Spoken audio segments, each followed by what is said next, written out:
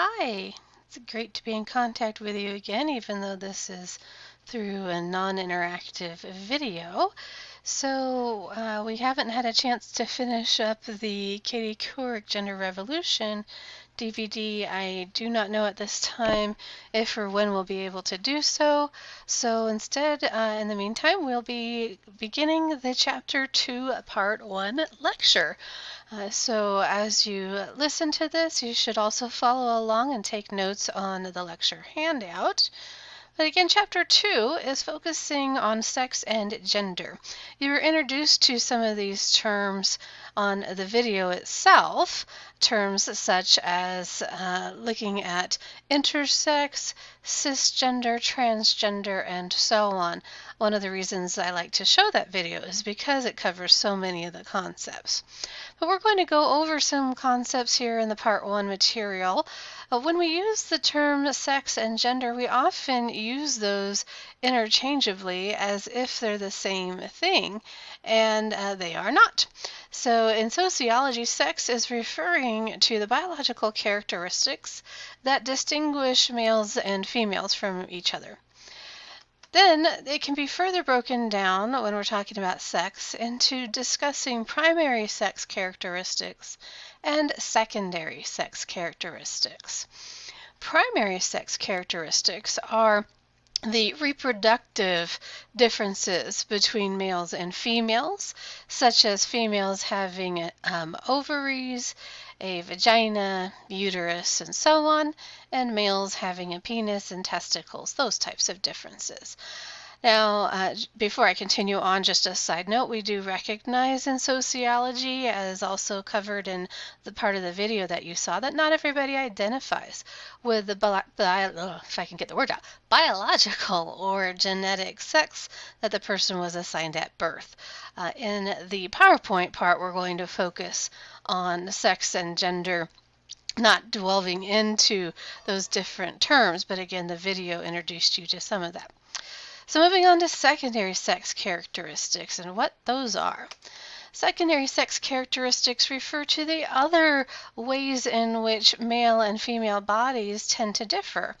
So an example that I typically use to lead a discussion part of this in class is to imagine that you are out and about, not right now, of course, with our shelter-in-place order from the governor, but when that kind of thing isn't happening, imagine that you're walking out at River Park or the mall or across campus, wherever it is, and you're walking with a friend, and going the opposite way, you pass somebody who at first glance seems to be female, wearing, for example, heels or a skirt or dress or something like that.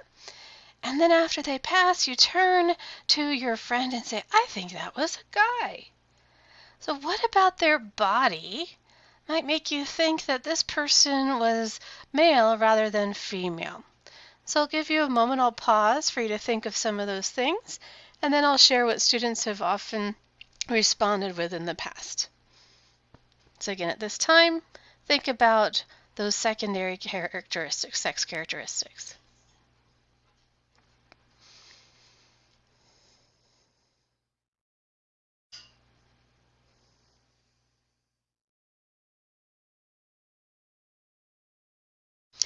So some examples that students have shared in the past would be, of secondary ones, would be that males have an Adam's apple in their neck region, that males tend to have a more square jaw versus a more narrow pointy jaw.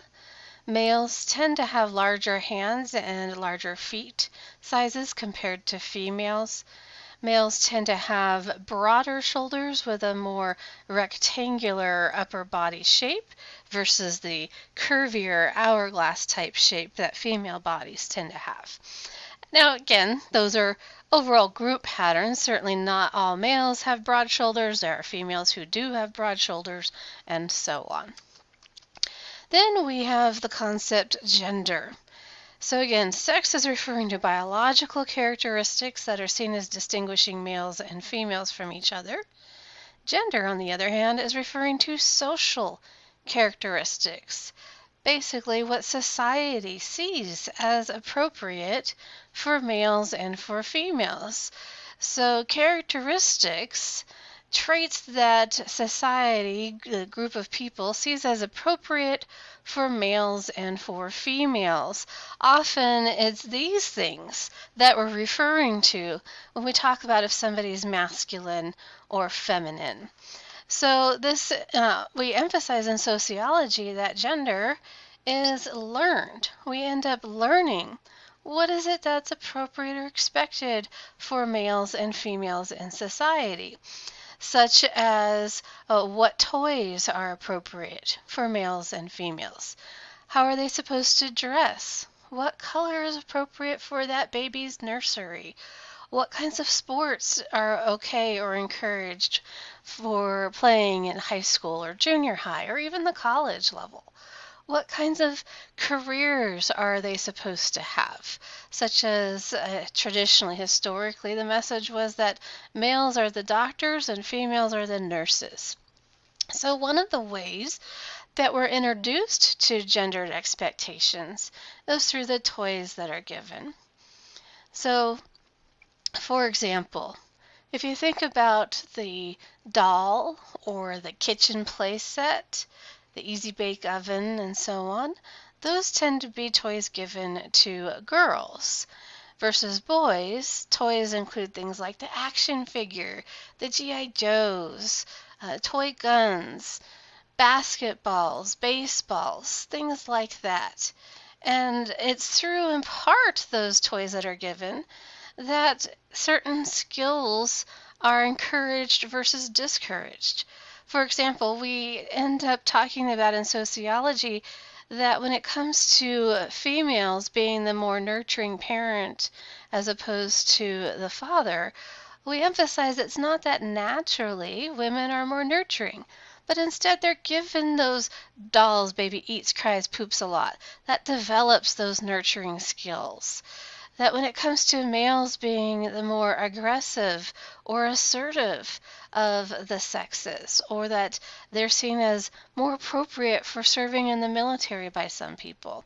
Again, it's not that naturally, we don't emphasize that that's because of biology, but that the main influence is, again, that males are given toys that encourage assertiveness and aggression more often than females. Another way that we learn what is appropriate for males and females, especially in the family, is through the chores or tasks that are given to sons versus to daughters. Again, these are just patterns. Not everybody follows them. But one example is it tends to be if there is a son and a daughter in the household, it tends to be more common that the daughter is the one who's assigned and taught eventually the laundry and the ironing, babysitting, and things like that, who is told, for instance, that she needs to learn how to cook so that she can make her future spouse happy one day. When it comes to males, they tend to be given chores such as taking out the trash, mowing the lawn, learning how to change the oil in the car, and so on. Again, there are females who are taught that as well, or males who are taught to do laundry, but those are overall patterns that tend to be taught to males and females. And so that can shape our idea in adulthood about what we expect our own children to do, or regardless of if we have children, it can affect who between us and our partner do we expect to do certain kinds of chores? Who do we expect to be the one fixing the car or cooking or what have you?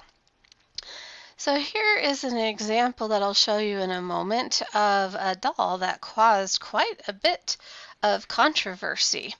And see if I can play it for you here successfully. If not, then we'll move on. So as you watch this doll, what I would like you to do is to write down or type out your thoughts or feelings about the doll. And then examples of what I mean by that would be, do you think this is a doll that should be given to girls? Do you think this is a doll that should be given to boys? Do you think this is a doll that no one should be given? Do you think this is a doll that should be given to children no matter what their sex or gender is? And why? Why do you feel it should or shouldn't be given to the various groups of kids? So again, I'll see if I can get this to play successfully, and we'll see. Try another method. We'll see if it works. Talks for pre-tweens, a new firestorm is breaking out over a doll that lets little girls pretend to breastfeed. It's called the Breast Milk Baby. The company behind it claims the doll teaches nurturing skills. Some parents call it too much too soon for little girls, and one of our young moms, Andrea Canning, is here with the doll. Well, here she is. This is the little baby stirring up all the controversy, and this is the thing that the child would wear, and as you can see, can breastfeed. So anyway, this is a product that was created in Spain and has been a hit there and has just now launched here in the U.S. online and will hit stores soon.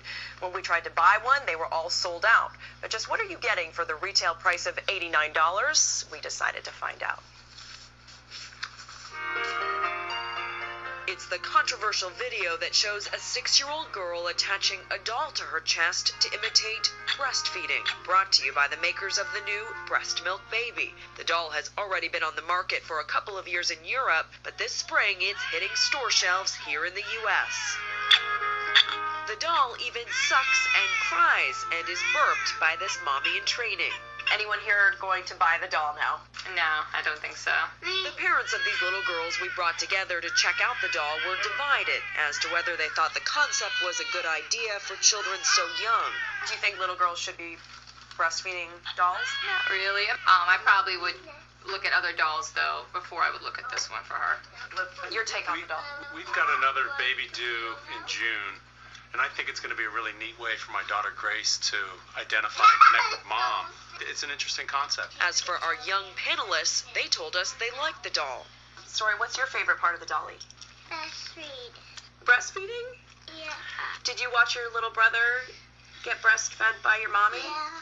But the company that makes Breast Milk Baby has come under extreme fire by a lot of outraged parents. There have been people who've called us pedophiles, they've called us perverts, they've said we're endangering the innocence of little girls. A spokesperson for the Breast Milk Baby told us the doll teaches young girls about nurturing skills they'll need in the future. A little girl who plays with a breast milk baby now is just going to think breastfeeding is the normal way to feed the baby. There's no doubt about it. The doll is polarizing parents and GMA viewers. One viewer wrote in our Facebook poll, "Now that underage sex and pregnancies are reaching shocking proportions, let's have a doll which encourages young children to get pregnant?" Another asked, would you create a toy that simulated labor pains, that teaches a 6-year-old how to handle the birthing process? But one mom was all for it.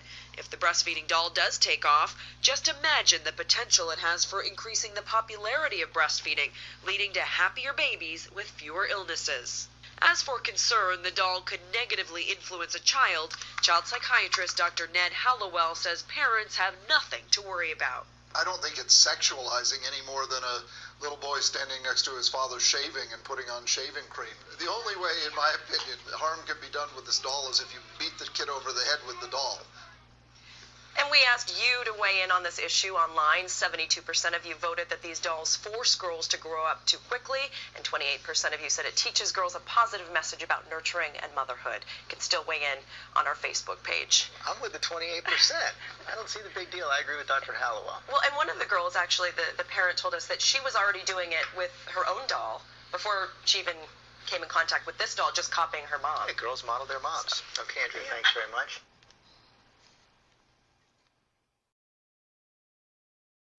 Alright, so if you had difficulty hearing that video, I found that on playback I needed to increase the volume through the device that I was using to watch it.